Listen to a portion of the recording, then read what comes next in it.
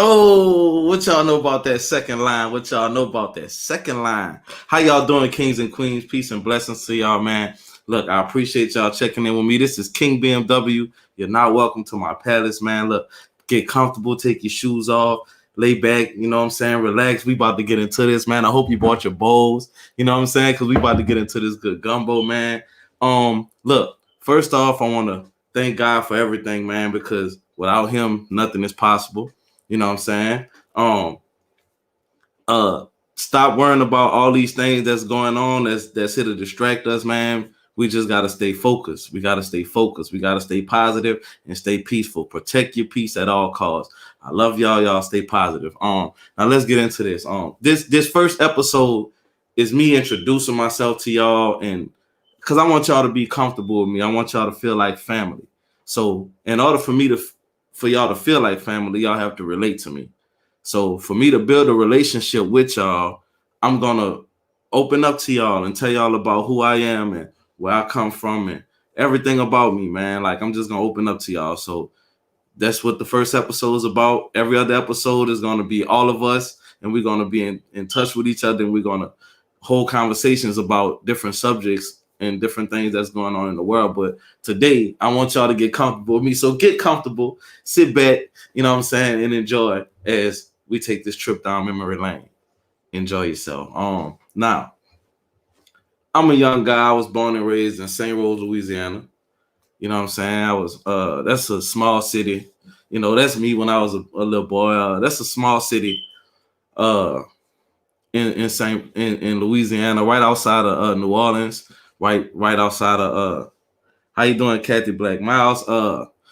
Right outside of New Orleans. It's a small city, man. Everybody's family, everybody knows each other. You know, I was born in 85. 1985 was like the beginning of like the crack era. Like that was either somebody was selling it or they was using it. Like back then, that's just what it was. Like when crack first hit the streets, like it hit our neighborhood hard. You know what I'm saying? And I saw that firsthand. Um, just growing up in that environment, you know, you have to learn a lot of things at an early age. Like you have to learn how to survive at an early age. You have to learn how to pay attention to your surroundings and different things that's happening at an early age. And I didn't understand most of it at the beginning, but as I grew, I started noticing the things that was going on around me. I won't get too far into that, but you know, for the people that know me, and if you're from St. Rose, then you know the type of life that I'm talking about. Now, moving on, got a little older, man. You know, going through school, I'm getting into girls, I'm getting into this and that. You know, I'm getting older, and you know, in the midst of the struggle, there wasn't many people there to say, here, I'm gonna get this for you, I'm gonna get that for you, I'm gonna look out for you, I'm gonna make sure you're okay. You know what I'm saying? So like growing up like that, it's like, all right, well, I see these other young kids, they walking around with Jordans on, they walking around with nice clothes, they got their polo on, they Tommy Hilfiger, you know, that was real popular back then. You know what I'm saying? It's still popular, but like back then, everybody wanted Tommy Hilfiger, everybody wanted the polo, the champs, you know what I'm saying? Everybody wanted that. You feel me? So, like, I see other kids with it and I ain't have it. So it's to the point where I'm like, well, shoot, I got to do something. You know what I'm saying? And only thing I knew was what was around me. So before you know it, I started trying to figure out how to hustle, how to do this, how to do that, how to make money, how to, you know, like that's what it was. So growing up, you know, around all my cousins and, you know, like everybody had different walks, and you know, you had some people who like to stir up mess. You had some people who try to stay to themselves. Some people who show love. Some people, you know, that's in every neighborhood. Everywhere you go, you're gonna see that. So, you know, like growing up, I had to learn. I had to learn I had to grow up fast. I'm gonna just say that I had to grow up fast. I had to understand things that I shouldn't have had to understand at that age. You know what I'm saying? So got a little older, man. I going through school, my cousins, everybody, people start rapping, freestyling. Everybody rapping and freestyling. I had a big cousin named MK. He was like, man, you need to look. That's me. There I go on the keyboard. That's what I do. You know what I'm saying? And that's how I started. Like, I didn't start off rapping and singing and making music. I was always the one that was beating. I make the beat while everybody else rap because I couldn't freestyle. At first, I couldn't. I just make the beat while everybody else rap. So I started playing the keyboard, playing the piano. Like one day I just walked up to the keyboard and started playing, and everything was off air. I never had no type of I didn't have no type of help. Nobody came and said, look, this is how you play these chords. This is this note. This is that. I just was sitting in front of a piano and I just started playing and it sounded good. So I was like, okay, I think I got something. And the crazy thing is I can't play no one else's music. Like, I really can't. Like, I've tried to play other people's music and I can't. If I haven't created it, I can't play it. It's crazy. But, or like, even if I add something from someone else's music, I incorporate, like, you can tell it's me. Like, it has to go with whatever I do. You know what I'm saying? Like, that's crazy. But, like, and I done met so many people, so many talented rappers and singers and producers and engineers. And, like, I've met most of the most talented people never get heard, or they never get seen, or they don't have a platform, they don't have opportunity. Like, and most of the times they come from the worst places. Like, I meet the people with the most beautiful spirits that be from the worst places, man. And it's like wow, like, they say pressure bust pipes, it also create diamonds. Like, it's beautiful to see that people that come from the slums and from the bottom have such a eager, you know what I'm saying? Like, they have such a drive and a willingness to want to be something better, man. Like, that's what it's all about, man. Like, and I had to realize that, like, I had to see that some of the people that I was around, they was comfortable. Like, they was comfortable having to hustle to do this, to have to do that and this, that, they was real comfortable with that. I couldn't get comfortable in that situation. You know what I'm saying? Like, I walk outside, I see brothers and sisters walking up and down the street getting high all day.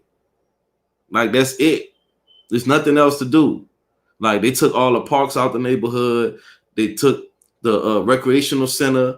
They took, like, all of this stuff got taken out the neighborhood. And now these boys and girls, they don't have nothing to do.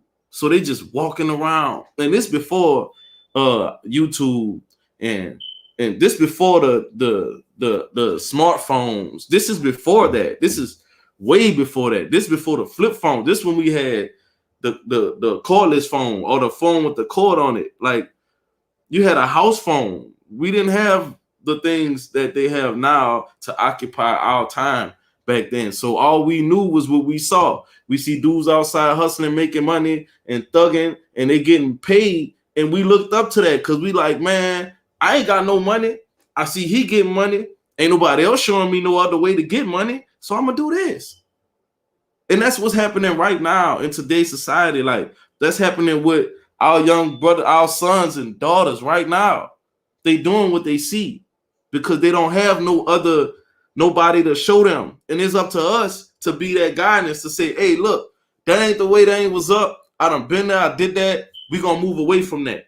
You know what I'm saying? So that's the whole point. Like, that's why I'm even doing this, because I want to encourage somebody to be able to say, man, I see a young brother on the street. He don't have nothing to do. He ain't doing nothing with his time. Man, I do construction. I'm real good with this construction. You never know. That young man might love building. You go grab him, man. Look, I want to show you something. Let me teach you how to do this, man. He might be the best constructor you ever met. But the point is, if you never offer these type of things to these children, they don't have it. You know what I'm saying? And I never had that. I had one brother that took me to the side and said, man, look, we going to start the Boy Shepherd League shout out to Will and Charles, man. Like, that's a real dude. That dude sat us down and taught us about like how to fill out applications. This way before we even got to high school. Like, he was teaching us stuff about life that we didn't even understand. Like, he was breaking down things in scripture. Like, all right, I'm gonna show you how the scripture measure up with your life and what you need to do, what you need to read in the scripture to change your life from this to this. I couldn't see that. I was too young, man. Look, I walked in the church. We hallelujah, have a good time. I leave out the church, it's back to the streets. It's back to the streets. The streets, like, that's all we knew. Look, the crazy thing is, look, just like that. Like I said, it was back to the streets. We get back to the streets. You're hustling, you're grinding, you're doing all that. I was a young dude, man. I was going to church. When I leave church, I'm going to hustle. Like, for real, this the truth. This the honest truth. And what's crazy is, like, my grandparents and them had no clue. I was in the house, not knowing they going through my stuff. I had no clue. I'm out in the streets playing around. I get back home, my grandfather done found my box. Now, in my box, I had some stuff and I had some money. He took the money, got rid of my stuff, and put me out. Put me out. I was young. I was a jit, man. I was young. I didn't know no better. He put me out. So now I'm out on the streets. 14 years old. 14, 15. I don't know where to go. I don't know what to do. My sister lived right around the corner. You know what I'm saying? That's who they just showed the picture of, my sister. My sister took me in. I ain't had nowhere to go. She said, well, look, I'm going to take you in. How you doing, Miss Kathy? Miss Lucy, how y'all doing? God bless y'all, man. I appreciate y'all. My sister took me in. She said, look, you don't have to pay nothing to stay with me. Yeah, rest in peace, sis. She said, you don't have to pay nothing to stay with me. All you have to do is just do what you got to do in school and such and such. I said, all right, cool. I moved with my sister. I was living with her for a while, across the river in Huntsville. I met a grown woman. I started messing with her. I'm thinking I'm grown. I'm nothing but 16, 15. I'm thinking I'm grown. I'm traveling. I'm going to Lafayette with my cousins. We going all out of state, going out of town, doing shows. We doing this and that. It's a whole bunch going on. And mind you, I'm only 16. I just turned 16. So I'm trying to learn life. But at the same time, I'm around all these dudes, all these grown-ups who they mind is they've been taught thugging. All I know is thugging. So, like, in that environment, it's almost like I gotta survive. You know what I'm saying? So I end up out there. Me and my sister looked out for me. My little cousin, little real one, he was always around. Kelvin Armstrong, rest in peace. My brother saw the route I was going on. I can't lie. And I thank my brother, man, because I could have been dead too. I don't know. But my brother saw where I was going. He said, man, look, I'm taking you out of here. He took me to Baton Rouge. He said, man, you going to work. I got a job in Baton Rouge. Same guy, Will and Charles. Shout out to Bub, man. Real dude. I went to Baton Rouge. He gave me my first job. I was working at TJ Maxx. I worked for a couple weeks. And one night I get a phone call. Now, my birthday coming up that weekend. One night I get a phone call. Me and my little cousin, every time I went home, we talking about what we gonna do on my birthday. What we gonna do on my birthday, man? We gonna turn up on my birthday. You know what I'm saying? So I went to Baton Rouge. I started working. I get a phone call. My sister say, Bruce, they tried to kill our little cousin. I'm like, what you mean? She like, yeah, little Kelvin, they shot him. I'm like, they shot him? I'm like, he all right? She like, yeah, I think he all right. So then she called me back about 30 minutes later, hysterical. He gone. Man, that crushed me, man. I was messed up because I'm like, man, if I would have been home, he wouldn't even been there. And then I thought about it like, well, maybe he would have been there and I would have been with him. Well, maybe I started thinking of all the different scenarios. And then I started realizing, man, God was protecting me. God took me to Baton Rouge for that amount of time to protect me from whatever was going to happen. But at the same time, it's like I lost my best friend. You know what I'm saying? Like, it's like a catch-22. I don't know how to explain it, but it's a funny feeling when you're dealing with that.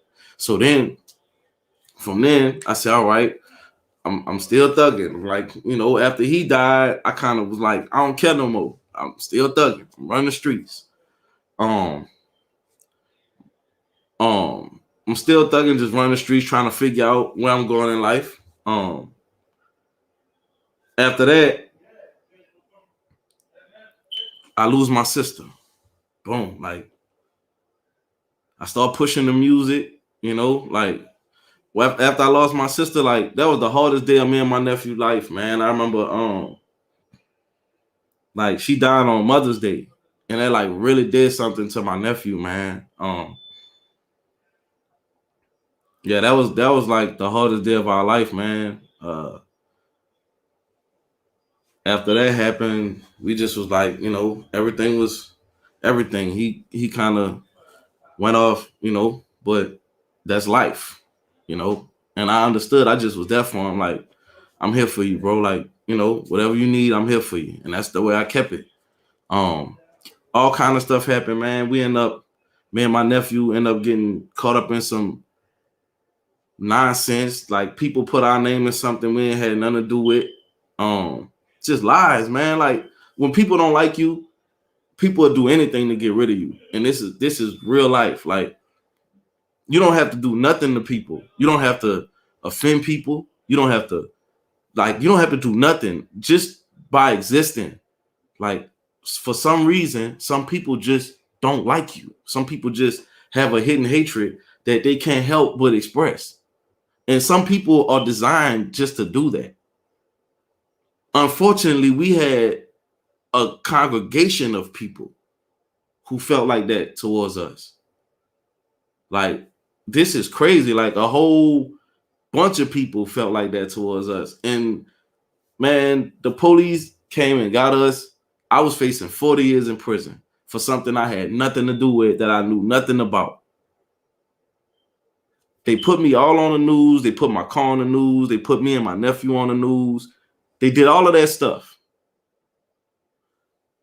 But when they found us innocent, they never went back on the news and said, these young men are innocent.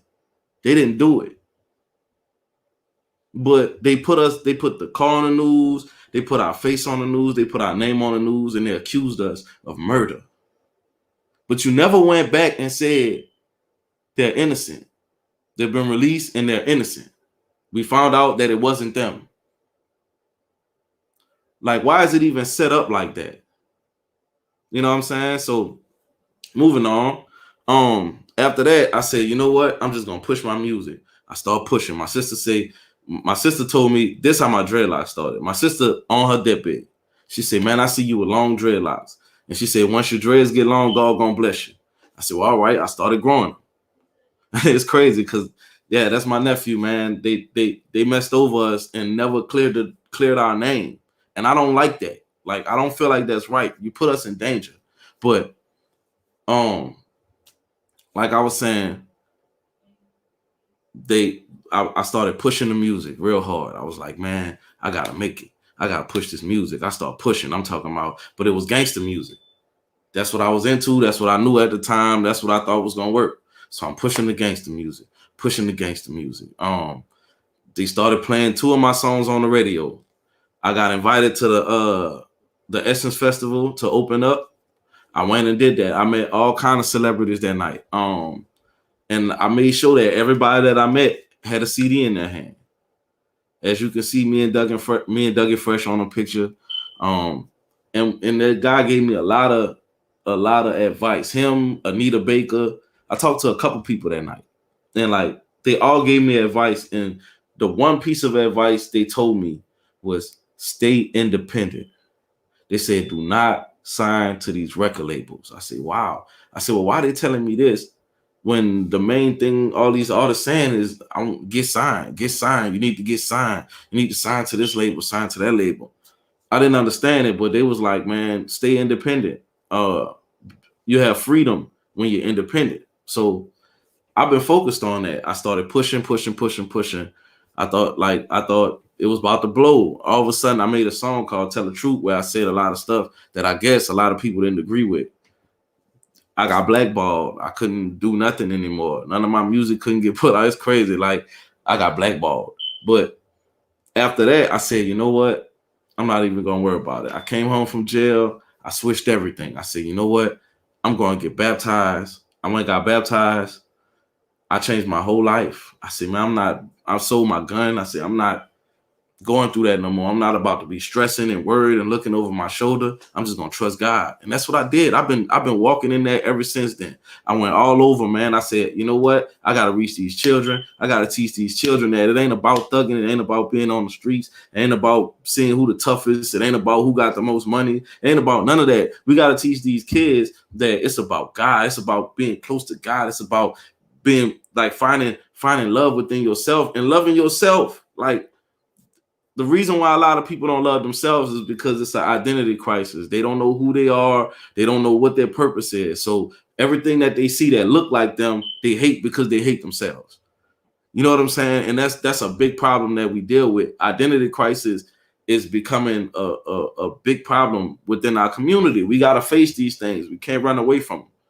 You know what I'm saying? So all I'm saying is I encourage y'all to be strong in all of these situations. You feel me? But like I said, it was crazy, man. Like, I started going to all these different churches, and I was like, man, me and God, I'm gonna make it. I'm gonna make it. I'm going to all these different churches. I'm doing all these different shows for free. I didn't charge nothing. They wasn't giving me nothing. I wasn't asking for nothing. Now, some churches came, they gave me, a little something here and there, like, here, we appreciate you coming, but I wasn't asking for anything. You know what I'm saying? Because I don't put a price on the gospel. It's even like when I go out and promote the CDs, I say, well, look, I'm only asking for a donation. I don't want no price, no price. Don't put a price on this. I just want a donation. Whatever you feel like is worth, whatever you feel like, if you spend it, you're gonna for sure listen to it.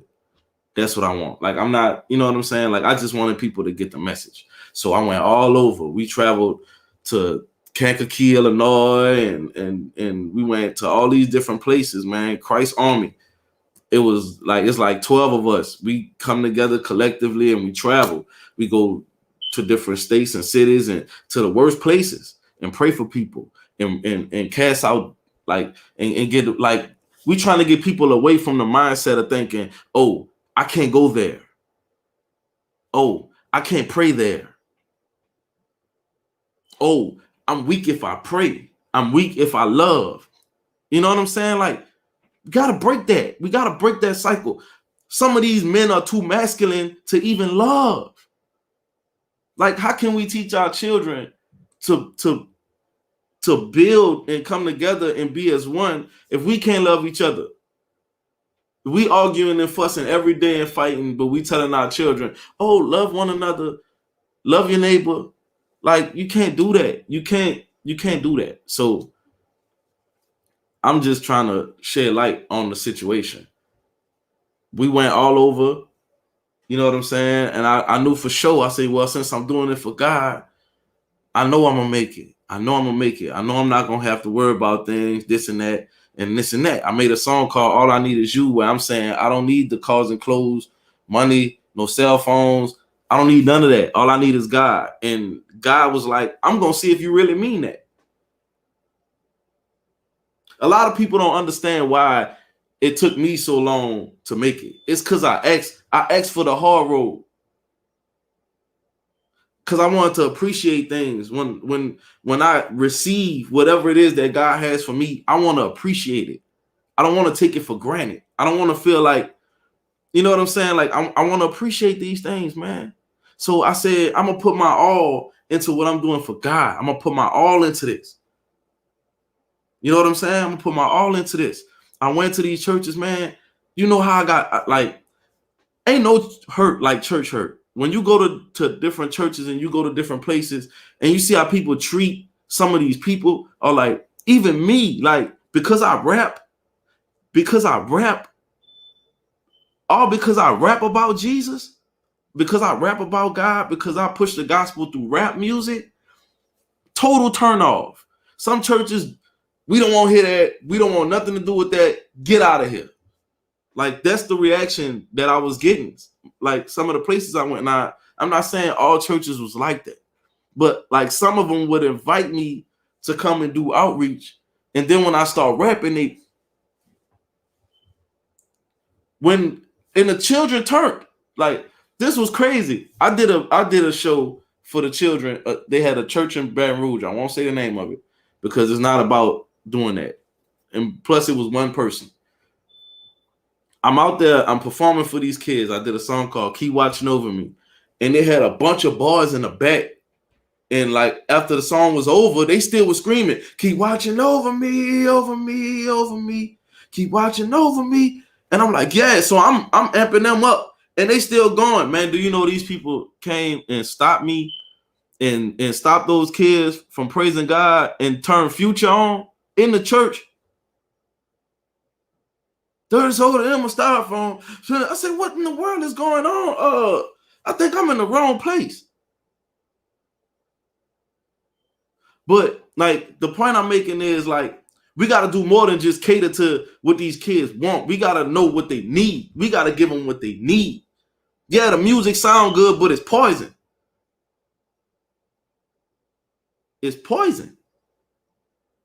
So that was my whole thing. Like I stand against all the negative. I stand against all of that drugging and thugging and gun toting and killing each other.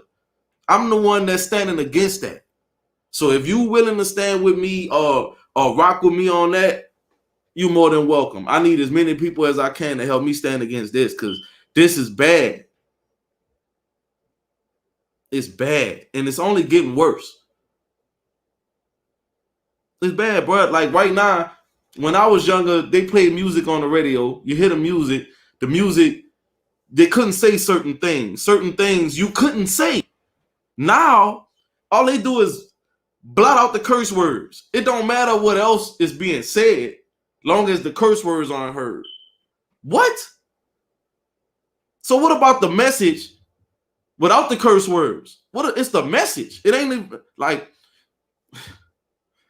man, it's the intent, man. That's why I make sure I sit down and I really think before I write lyrics. And I really think because I know that it's people that I can influence with the things that I say because I was once doing it with the other music and I was seeing the influence that I had on people. Like, nah, this is not it. I can't have that type of influence. I can't teach my children that selling themselves short and acting like fools is what's up. I can't teach them to be ignorant and ignore the things that's happening in the world. I can't do that. So if I say that about my children, how could I then turn around and rap a bunch of filth and nonsense to other people's children? You get what I'm saying? So, like I said, I go hard for the Lord. That's my whole thing. So I'm pushing, getting these rejections from these churches. People telling me I need to start doing street music again so I can make money, and I need to start singing R&B so I can get back in these clubs and start getting booked, and I can start getting some money because I ain't getting paid from God. Like doing this with God, I ain't making no money. I need to let it go. And like you gotta understand. And these are family members. These are people that I love. These are people around me that's like, man, you need to let it go. You need to just do something else, man. Hey, I understand what you're doing. You're trying to do something positive, but people don't want to hear that. Like, you ain't gonna make no money doing that. I beg to differ because I know my God and I know what I stand on. I know if I stand up for God, then everything that I want and need, He gonna bring to me. I don't have to go chase it. That's the most beautiful thing about it. I don't have to go and chase the money. God's gonna put me in a position where it's gonna come to me. It's gonna gravitate to me. We all have that. So, like I said, I'm running with God. Whatever God got for me, I'm running with it. I'm ready for it. I turned around. I say, well, it is getting hard. You know, CDs getting kind of slow. Everybody I'm talking to keeps saying they already got the CD. Like, I don't really know what to do no more. So I'm gonna go ahead and start working. I start listening to people. They're like, man, you need to start working. I know you're selling CDs, you're making good money selling CDs, but you need to start working. I said, all right, well, I start working. I get a job. I start working, selling cable. I'm doing this and that. I'm doing good. I found another job that make more money where I could just deliver car parts. I'm like, oh man, that's beautiful. All I gotta do is drive, deliver car parts. That's nothing. I started working. Job going well. Everything going good. As soon as I start coming up a little bit, boom, a lady come from the side and just sideswipe me. Boom. I ain't see it coming. I'm just driving. See, this how you know that anything could happen, and you gotta value your time. You gotta take your time is valuable. Everything is valuable. You gotta know that every breath you have has value. Because I didn't know it was coming.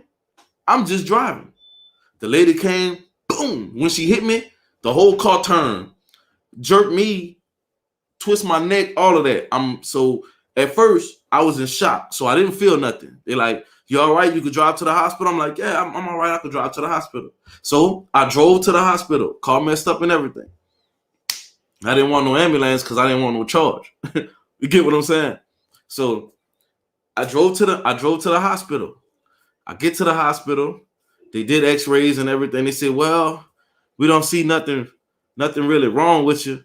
We're gonna let you go home." And this, that, and third. I said, "Man, something is wrong. Y'all need to do something else." So they said, "All right, we're gonna set you up for X-ray." So they set me up for the X-ray. I went and did the X-ray. I have bulging discs in my spine, 2 bulging discs. Now they was just gonna send me home at first. If I wouldn't have pushed the issue, I would have never knew I had bulging discs in my spine. You know what I'm saying? So when I found out I had the bulging disc, so now they want to send me to get all these different procedures. All right, cool. So first they said we want to do this steroid injection into your spine to stop the inflammation. I said, all right, cool. They did the steroid injections. They did 2 of them. They did the thoracic and the lower lumbar, the lumbar that's at the bottom. So they did that. That didn't work. I was still in pain all the time. So I'm like, all right, we got to do something because I don't know what's going on. Whatever y'all did, it's kind of worse. So we're like, all right, we're going to try this. Excuse me, y'all. They said, we're going to try this. We got this nerve burn that we're going to do. We're going to do a nerve burn to where we burn the nerve so you won't feel it. Now, at first, I was like, I don't know about that, but okay, I'm going to trust y'all. Y'all the doctors. I'm just the patient, right? So I went in. They did the nerve burn.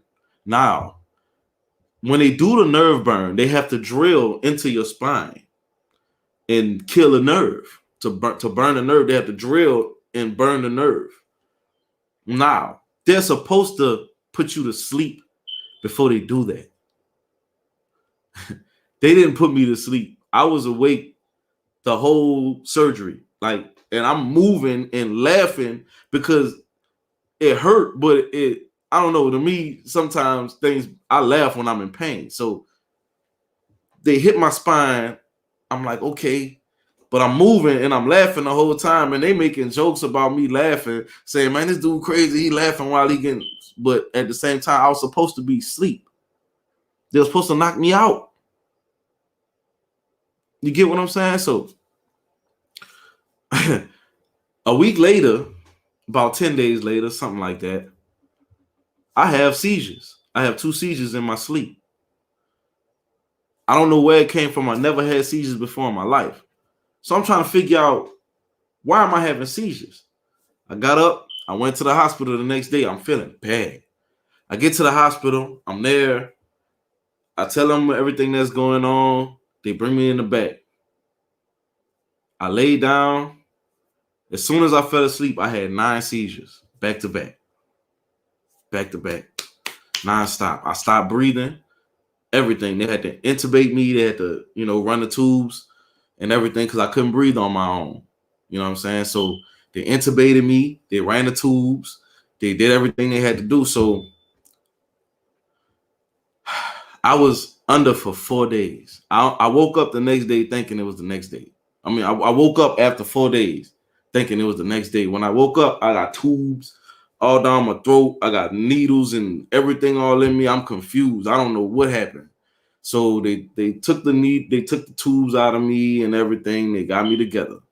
All right. So once they did that, so now they come grab me and rush me to the other side of the hospital and bring me in this plastic room with plastic all around. I'm wondering what the world going on because I'm like, okay, what's happening right now? They say, well, we had to get you away from everybody else because we don't know if you have spinal meningitis. I'm like, what?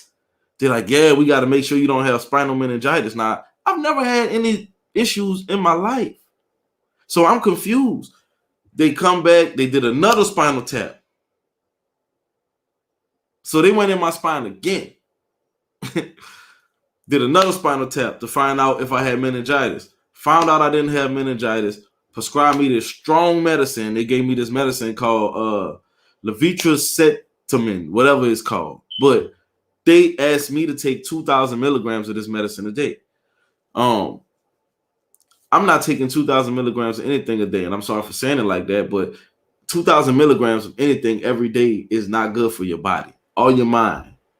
And what's bad about it is this medicine is the type of medicine that if you stop taking it, you become you can have a seizure, and it doesn't have to be a physical seizure. It could be like where you just go crazy. Nah, man, I'm not doing that. I trust in God, and I know I don't have to take this medicine the way they're asking me to take it. I haven't been taking it that way, and I'm gonna be honest, like about that. I haven't, but I haven't had any seizures either. So glory to God on that. You know what I'm saying? But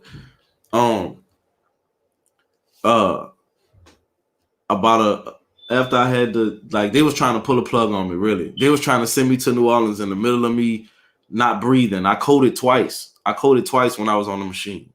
They was trying to send me to New Orleans, unplug the machine, and send me to New Orleans. I was gonna die en route, and they knew that. My mom was like, no, y'all not about to unplug nothing. Y'all ain't about to try to move him. He gonna lay here until he come back. He gonna lay here until he wake up. And she sat right there and made sure nothing happened to me the whole time, man. And that's why I always tell people, your mother is gonna be your mother. Regardless to whatever you got going on, your mom is gonna be your mom, and she always has your best interest at heart. She's gonna love you regardless to whatever situation you in. If you go to jail, your mama gonna be there. If you get shot, your mama gonna be there. You have a heart attack, your mama gonna be there. You're having children, your mama gonna be there. Like, value your mother, man, because all right, after I had the seizures, my mom was there for me the whole time. All right, then COVID came. Here come COVID. We all stayed inside, stayed safe, made sure nobody, we was going to get tested, making sure nobody caught it, and this, that, and the third. One day my dad got it. Nobody else in the house had it, just my dad. He wanted to quarantine on his own. My mom was like, no, because she loved my dad. And this, like, her love for my dad, and this just the type of woman she was. Like, it didn't matter what was wrong with you, what you had going on, what people said about you, how people felt about you. Like, she just took you in. That just was her. Like, she loved on anyone. You know what I'm saying? And, like, it didn't matter that my dad had COVID and it was something that could kill her. She was like, I'm not leaving his side. I'm not going to let him feel like he outcasted or something is wrong with him because he has this COVID thing. And my dad didn't have any symptoms. None, not one. He didn't have no symptoms. But my mom, everything went bad. She stayed in the room. I begged her to come downstairs. She wouldn't come. She stayed in the room with him until she kept getting worse. One morning she called me. She said, baby, I think I'm having seizures. I think I had a seizure. I'm shaking. I've been shaking all morning. I jumped up because automatically I'm like, and I couldn't really go around them. I had been having to cook and sit the food by their door. Like people don't understand how this feels to have to deal with this. Like, I had to cook their food and sit it by the door and walk away before they open the door to get the food. These are my parents that I had to do this with. Like, my mom, when she called me and told me that, I forgot all about COVID. Well, I didn't because I put a mask on, but man, I threw that mask on, I ran upstairs. Her equilibrium was gone. She couldn't sit up. She was, I was trying to hold her up. She couldn't eat her food. All her food was waste all over. I helped her up. I said, well, Ma, you got to get to the bathroom so you could change your clothes so you could go to the hospital. Because I had been telling her that I was calling the ambulance for like 2 days. But she kept telling me, if you call them, I'm gonna tell him I'm not going and I'm just gonna stay home. So I'm like, well, ain't nothing I could do if you're gonna keep saying you're not gonna go, you know? But I say, Ma, I'm not taking this no more. I'm not about to sit here and watch you die. I'm about to take you in the bathroom and we gonna change your clothes and you going to the hospital. I couldn't even get her up. I couldn't get her up I couldn't get her up. I couldn't move her. Like she was dead weight.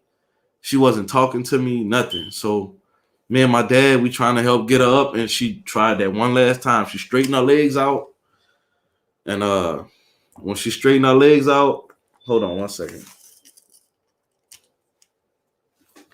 Yeah, she straightened her legs out, and after she straightened her legs out that one last time, man, we just, it just was hard, man. After she straightened her legs out, I took her in the room and I just, I ran. I ran outside and the ambulance came. They brought her out. And as they was taking her out, I said, I love you, Ma. And the last thing she said to me was, I love you too, son. She opened her eyes. She started talking to the paramedic. She was like, where I'm going, what's going on. She started telling them what hospital she usually go to. So me, I'm thinking, oh, my mama going to be all right. A couple days later, they say her kidney took a hit. Then a day later, they say both her kidneys took a hit. Then 2 days later, they say her kidneys and her liver took a hit. I knew then.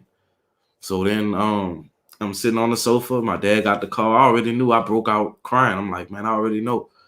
And I had to break it down to my son and explain to my children what's going on. And it just was a hard time, man. But at the same time, I understand. I understand how things work and that, God has his hands in everything, man. So I don't look at things in a negative light at all, Like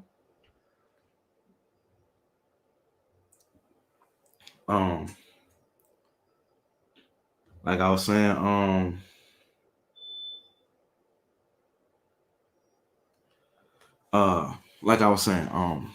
I apologize for that. I want to do this song called Memory Lane. I have 5 minutes left.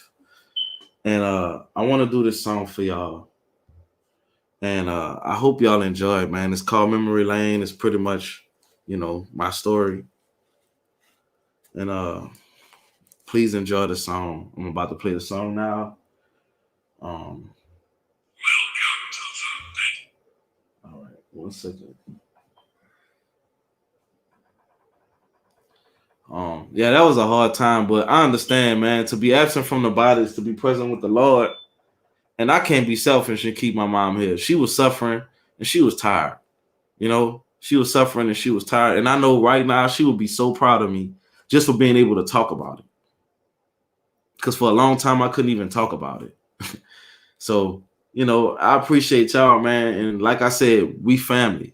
We are family. You are welcome here. You are in my palace. This is King BMW. And I hope you enjoy what was in the Gumbo Bowl today, which was my life. And next week, I need y'all to add to the Gumbo Bowl. I need y'all to come with some content because we're going to be going back and forth and we're going to be talking. It's not just going to be me talking and y'all listening, all right?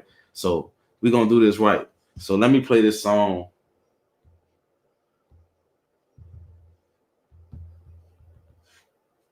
Let's go. All right.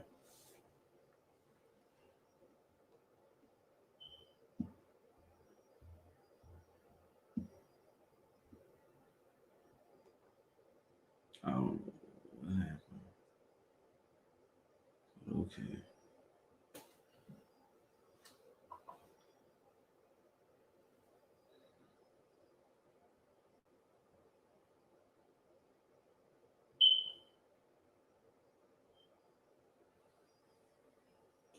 All right. Can you come and take a walk with me? Walking down memory lane. I'm walking down memory. I'm walking down memory lane. I'm walking down memory. I'm walking down memory lane. Come and take a walk with me. Walking down memory lane. I'm walking down memory lane. I'm walking down memory lane. First off, God bless the dead. And to all my loved ones, y'all rest your head. Yeah. Cause I know you're in a better place. Because of tender mercy and amazing grace. Yeah. Even though I really miss y'all, sometimes I really wish that I was with y'all. I'm never gonna forget y'all. That's why I'm walking down memory lane. Can we take a walk down memory lane? I'm walking down memory lane. Yeah, things done changed. So change. Can we take a walk down memory lane? I'm walking down memory. I'm walking down memory lane. Yeah. Things done changed. So change. See me, I'm from the gutter. Don't believe me, ask my brother. For him, he had a lot. For me, the story was another. Ain't get no silver spoon. It was a long handle wooden one. Had me really feeling like good times just couldn't come. Mama wasn't worrying about me. She was busy doing something. Daddy was around, but he was broke. He wasn't doing nothing. Had me looking at him like, why y'all fuss and fight? Still was young, I ain't know nothing about no water, gas, and light bill. But mama didn't panic, though. Mama lit some candles, had people making jokes, calling my house a jack-o'-lantern. And now I gotta fight, cause I'm feeling disrespected. And teachers at my school saying I'm being neglected. That's when my grandmother took me in, kept me in the church and tried to teach me not to sin. If I was bad, my grandfather beat it out of me. And he doubted me, but now I know he proud of me. I'm walking down memory lane. Yeah. I'm walking down memory. Yeah. I'm walking down memory lane. I'm walking down memory lane. I'm walking down memory. Walking down memory lane. I grew a little more. I thought I knew a little more. You ain't do nothing for me, nothing but ignore me. See, that's how I was feeling. So I started stealing. Got tired of open hands. So I started dealing. Started flashing money. Started acting funny. Turned my back on my people. Was acting so see-through. Not even trying to hide. My grandpa pulled me aside. Say, boy, you won't be grown. You gonna be grown on your own. Soon as I felt alone, my sister took me in. She didn't ask for nothing. She was more than a friend.